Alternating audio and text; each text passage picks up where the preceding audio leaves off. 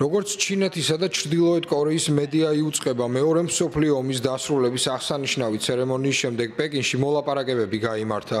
სინ ძინპინმა და კიმ ჩენ ინმა ქვეყნებს შორის მხარდაჭერისა და თანამშრომლობის გაღრმავებაზე ისაუბრეს. სინ ძინპინი და კიმ ჩენ ინი სხვა ლიდერებთან ერთად, რომელთა შორის ვლადიმერ პუტინიც იყო, ჩინეთის სამხედრო აღლუმს დაესწრნენ. ცერემონიის შემდეგ ისინი ერთმანეთს უმაღლესი თანამდებობის პირებთან ერთად პეკინის დიდ სახალხო დარბაზში შეხვდნენ. სახელმწიფო მაუწყებლის ცნობით სინ ძინპინმა ყურადღება გაამახვილა ჩინეთისა და ჩრდილოეთ კორეას შორის ტრადიციულ მეგობრობაზე. მან ურთიერთობების გამტკიცებისა და გაღრმავების პირობა დადო. როგორც მედია იუწყება, სინ ძინპინმა კიმ ჩენ ინს განუცხადა, რომ ეს პოზიცია არ შეიცვლება, როგორიც არ უნდა იყოს საერთაშორისო ვითარება.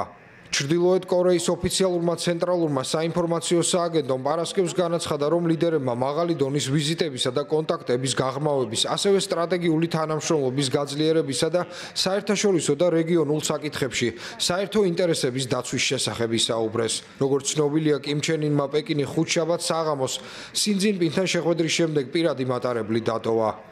ჩინეთი ჩრდილოეთ კორეის უმსხვილესი სავაჭრო პარტნიორი და დახმარების მთავარი მიმწოდებელია, თუმცა მათი ორმხრივი ურთიერთობების სიმტკიცესთან დაკავშირებით ეჭვი ისევ ჩნდება. კიმ ჩენ ინს, რომელიც ჩინეთში 6 წლის განმავლობაში პირველად იმყოფებოდა, თან ახლდა უმცროსი ქალიშვილი, რომელსაც ქვეყნის მომავალ ლიდერადაც კი მოიაზრებენ. ეს პირველი შემთხვევა იყო 2011 წლის შემდეგ, როცა კიმ ჩენ ინი თანამდებობის დაკავების შემდეგ მსოფლიო ლიდერების დიდ ჯგუფთან ერთად ღონისძიებას დაესწრო. ამასთან ამერიკის პრეზიდენტმა დონალდ ტრამპმა ჩინელი კოლეგა სინ ძინპინი, ასევე რუსეთისა და ჩრდილოეთ კორეის ლიდერები შეერთებული შტატების წინააღმდეგ შეთქმულებაში დაადანაშაულა. Truth Social-ზე ტრამპმა გამოაქვეყნა პოსტი: "გთხოვთ გადაეცით ჩემი თბილი მოკითხვა ვლადიმერ პუტინს და კიმ ჩენ ინს, რომლებიც შეთქმულებას აწყობენ ამერიკის შეერთებული შტატების წინააღმდეგ." ტრამპი არ ეთანხმებოდა მოსაზრებას, რომ ჩინეთს, რუსეთსა და სხვა ერებს შორის ურთიერთობების გაღრმავება შეერთებული შტატებისთვის გლობალურ ასპარეზზე გამოწვევას ნიშნავს.